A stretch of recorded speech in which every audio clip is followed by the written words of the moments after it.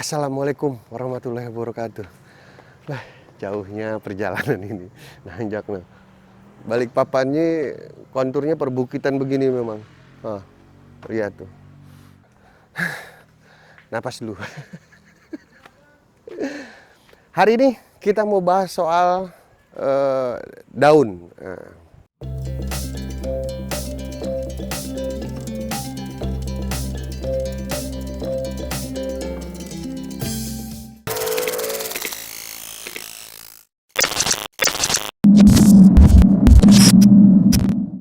Kenapa sih daun? Daun itu hal paling penting untuk membantu pertumbuhan tanaman. Kalau kemarin kita sudah bahas media tanam, kita ngebahas pembesaran batang, kita membahas pembentukan tajuk-tajuk tersiernya. Kemudian banyak yang tanya, Om, daun di tempat saya banyak yang kena jamur, banyak yang mengkerut, banyak yang kebakar, banyaklah pokoknya kisah-kisahnya gitu kan. Kita coba hari ini ke beberapa tempat, baik itu rekanan maupun klien maupun tempat kami semua, kita ambil contoh-contoh yang buruk. Ingat ya Om, contoh-contoh yang buruk. Supaya apa? Buat pembelajaran kita bersama. Nanti kita akan kasih solusinya. Oke? Langsung ke tempat yang pertama. Kita sampai di tempat yang pertama. Ini Om. Ya. Ini jamur. Ya, lihat. Sampai terbakar. Ini jamur. Terus ke sini Om. Ini jamur. Ya. Kalau ada yang sering bilang nih belakangnya Om, jelas nggak, kelihatan nggak? Karat daun. Nah, ini jamur. Jadi jangan bilang nanti, oh terbakar itu karena apa namanya overdosis pupuk. Oh karena kehujanan. Iya betul. Ini beratapkan langit. Ya. Jadi tidak ada atap, beratapkan langit. Ini kemarin kayaknya konsepnya pembuahan nih Om. Pruning, ya kan? Keluar beri. Pruning, keluar beri. Tapi ya terbakar. Mana lagi nih? Terbakar parah nih. Kenapa penyebab terbakarnya? Yang pertama, air terlalu banyak. Yang kedua, jamur. Saya berani jamin ini jamur sudah. Jelas. Kemudian yang kedua, ini juga jamur nih Om. Ini beda nih. Lihat ya, ada putih-putih, kelihatan nggak? Putih-putih dia kayak bedak gitu, kayak tepung-tepung begini nih. Ini juga jamur. Oke, kita main ke tempat yang kedua. Ke tempat yang lain. Ini ada yang namanya kutu perisai. Tapi biasanya kutu perisai itu kan di batang. Ini kalau sudah parah dia naik ke daun. Ini satu. Ini juga nih. Satu nih. Terus ini juga ya spider mite lah ya. Spider mite gabungan ini nih jelas nih. Ini namanya apa nih? Karat daun. Jamur. Ya. Nah, begitu. Set. Set. Tempat yang kedua. Ini tertuduh utamanya. Lihat. Ini Om, yang masih hijau sudah mulai bintik-bintik. Ya. Ini kemungkinan spider mite lah. Kayak kutu, tapi dia bentuknya kayak laba-laba. Nanti dikasih cuplikannya, contoh jelasnya. Semuanya kita bantu menyelesaikannya. Treatmentnya seperti apa. Kemudian ini juga sama. Ya, beratapkan langit. Kemudian ada yang tanya, Om, kalau enggak pakai atap, beratapkan langit, bisa bagus dan berbuah enggak? Bisa. Nah, ayo, mumpung ada padenya tuh. Padenya rajin itu. Nah, pade, mantap. Jadi Om, berbuah ya? Bagus nggak Om buahnya? Coba kasih lihat. Nah, bagus. Ini bagus. Ini varian transfigurasi. Oh, nah, ada kelenceng tuh, kelenceng lagi melakukan penyerbukan. Dapat gak Om gambarnya? Ah, ini kalau punya madu kelenceng ini, kelulut, dia melakukan penyerbukan tuh, lihat di kakinya semua tuh putik-putik sari itu dibawa, pergi dia. Nah, ini baru keluar ya. Atapnya langit. Jadi kalau dibilang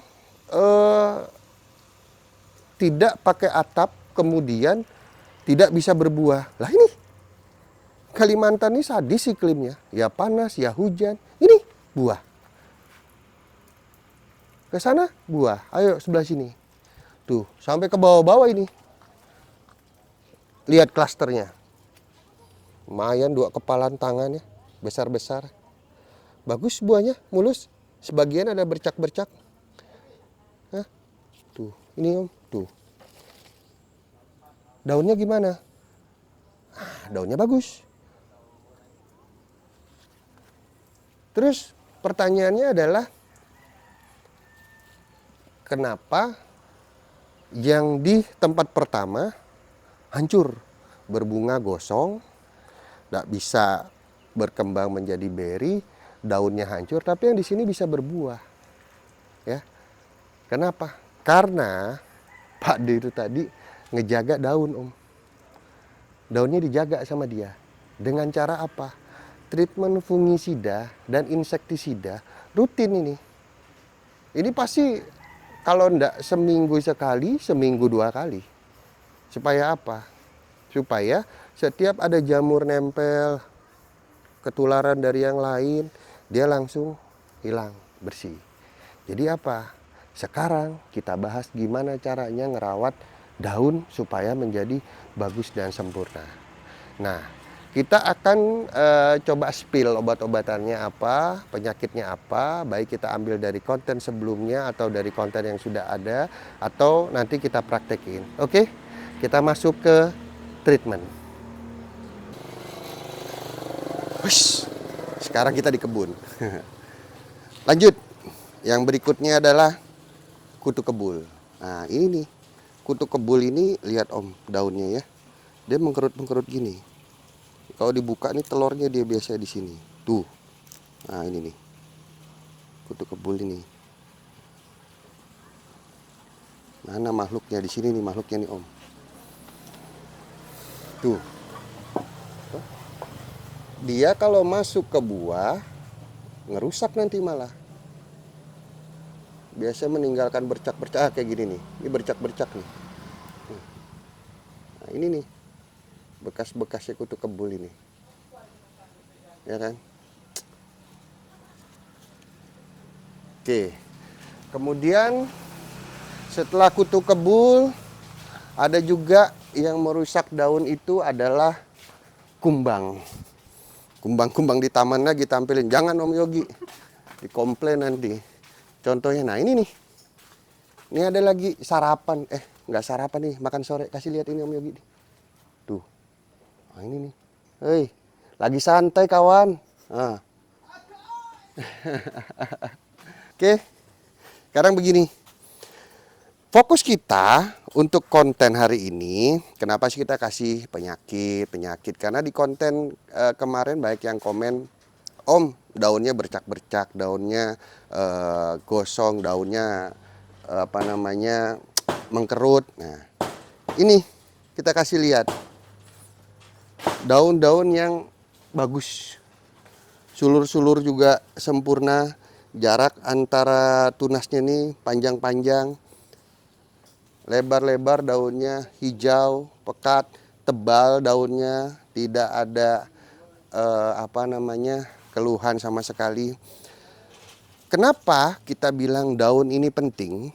Karena kemarin kita bikin konten tentang media tanam dan perakaran. Perakaran penting. Yang pertama, biasanya kita perbanyak dulu akar, baru akan terjadi pertumbuhan yang masif. Pertumbuhan yang luar biasa seperti ini. Ya, pertumbuhannya luar biasa gitu kan. Tinggal kita bentuk tersier. Ini semua tersier keluar ini. Tuh. Mau berapa banyak pun bisa. Jadi akar dibanyakin, media tanam bagus, daun dirawat ya. Ketika daun dirawat maka semua nutrisi akan dimasak. Jadi daun ini dapur Om, chefnya ini, tukang masaknya. Sebagus apapun nutrisi yang diberikan, kemudian lingkungannya bagus, cuacanya bagus, sirkulasi udara bagus. Tapi kalau daunnya ini rusak, nggak ada yang masak. Ketika nggak ada yang masak, maka makanan tidak akan tersedia. Itu penyebabnya batangnya kurus, kemudian bat-batnya tidak membesar. Gimana mau jadi berbuah ketika pembuahan? Karena tidak sempurna proses fotosintesisnya, ya. Jadi pastikan bahwa kondisi daun harus bagus, wajib, mutlak, nggak boleh ditawar, ya. Untuk treatment penanganan penyakit hama yang tadi sudah kami contohkan, akan coba kami bahas mengenai treatmentnya seperti apa. Oke? Cuk. Nah, sekarang kita masuk ke treatment ini, pengobatan. Saya akan coba berbagi tentang obat-obatannya apa aja sih. Insektisida, fungisidanya gitu kan yang biasa dipakai untuk menghadapi penyakit-penyakit tadi contohkan. Yang pertama, sebelumnya saya mau bilang bahwa saya tidak akan contohkan cara membuatnya, meraciknya, karena itu hal yang biasa lah. Bisa lihat di konten-konten kita sebelumnya. Nanti Om Yogi kasih link di atas ini nah untuk konten-konten tentang treatment perawatan dan pencegahan. Saya hanya akan bilang bahwa ini ampuh yang kami rasakan di Balikpapan ini ketika menggunakan insektisida atau fungisida ini untuk menghadapi hama atau penyakit di kebun kami. Yang pertama tadi adalah jamur ya. Jamur itu yang bercak kuning, kemudian ada embun tepung atau embun bulu lah istilahnya, tepung embun. Biasanya saya pakai ini, Ridomil Gold. Takarannya berapa Om? Ridomil Gold ini takarannya 2,5 gram. Berapa sendok? Nah, sebaiknya kalau untuk obat-obatan ini, pestisida maupun insektisida, pakai gram-graman ya. Jadi 2,5 gram per liter, semprotkan di pagi hari atau sore hari sekalian. Jangan terpapar matahari yang panas. Kenapa?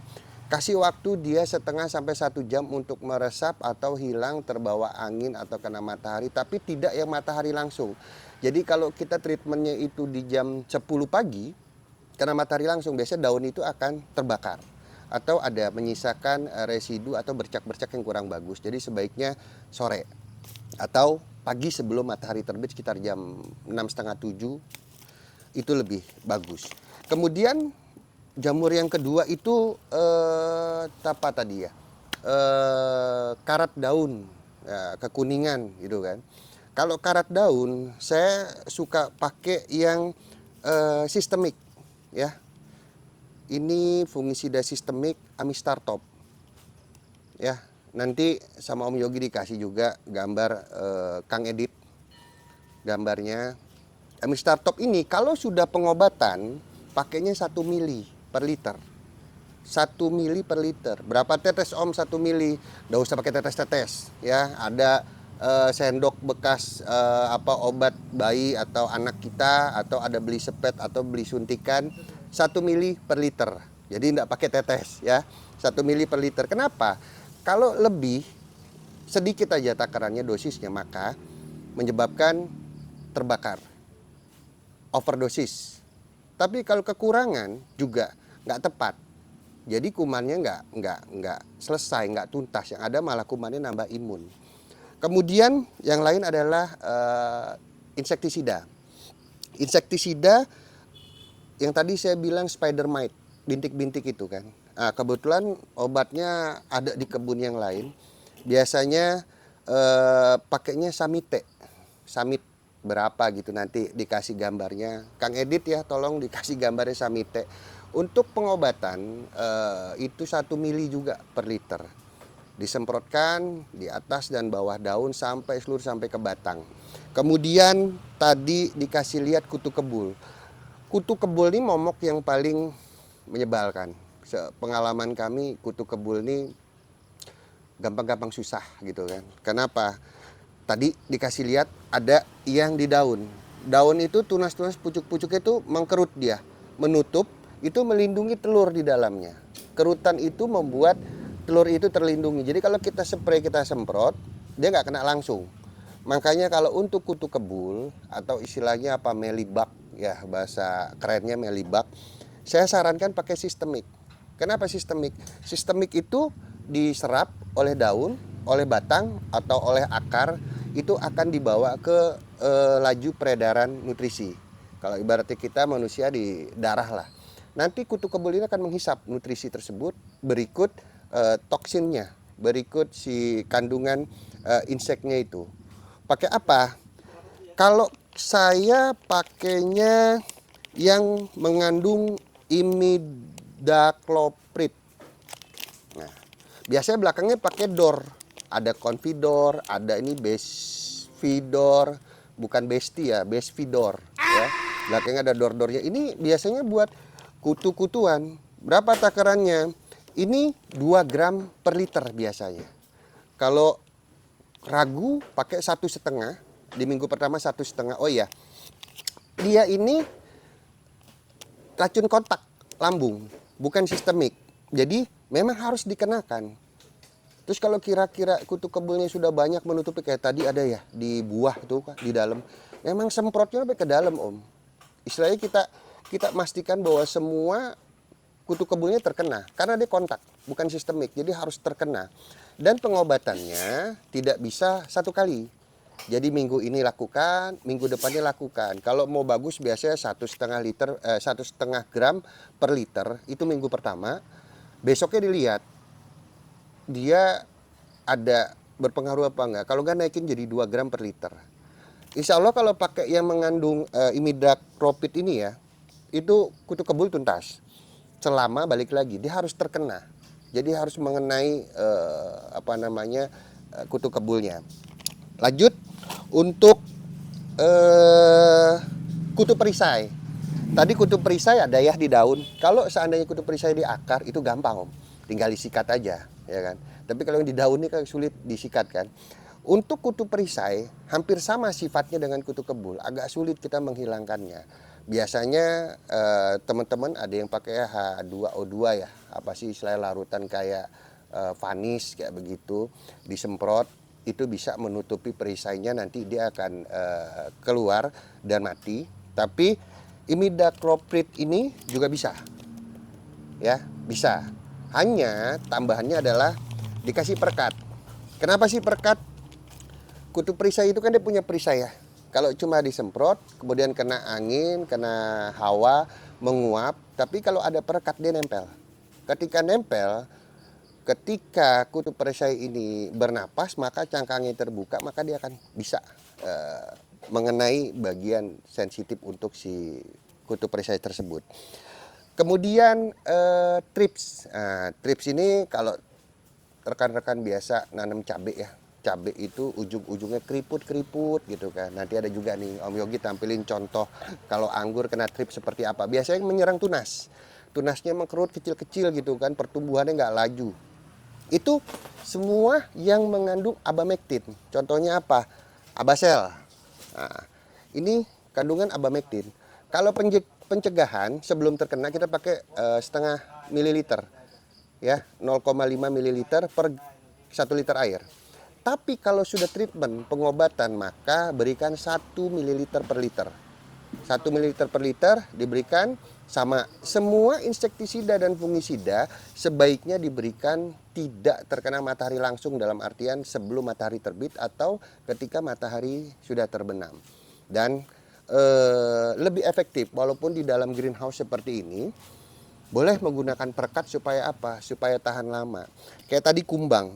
Kumbang tuh Marshall masih bisa. Kemudian Regen juga bisa ya. Ulat juga bisa, karbosultan ya kandungannya. Ini apa nih? Fipronil. Kemudian kalau misalnya dibilang Om, Jangan pakai pestisida, insektisida, bahan-bahan apa namanya, bukan yang organik. Kenapa? Kan kita mau ngasih makan keluarga ya, mau ngasih coba ngicip-icip biar nggak terkena gitu kan. Ya, kalau misalnya teman-teman punya resep organik yang mau ditreatment dijalankan, silakan, itu lebih baik. Kalau kami kan begini, skalanya lumayan banyak ya di kebun, kemudian kita sudah berkali-kali trauma nih gitu kan, ketemu penyakit ini, ketemu hama ini, wabah ini gitu kan. Jadi yang paling bagus itu adalah mencegah. Ketika mencegah itu akan lebih bagus ketimbang mengobati. Jadi buat teman-teman semua tetap semangat. Itu aja yang bisa kami sampaikan, semoga bermanfaat. Jangan lupa like, comment, and share gitu kan. Kalau masih ada yang mau bertanya di komen. Insya Allah timnya ada banyak yang ngejawab ya kan. Siapa aja, ada admin, ada Kang Edit, Kang Syuting ya kan, Kang betul-betul atap nih lagi ngebersihin. Pokoknya kita akan sebisa mungkin kita bantu buat jawab semampu kami dan sepemahaman kami. Wabillahi taufiq wal hidayah. Wassalamualaikum warahmatullahi wabarakatuh. Salam pengangguran bosku. Om, kopinya om. Hah? Kopi. Oh iya. Kopi.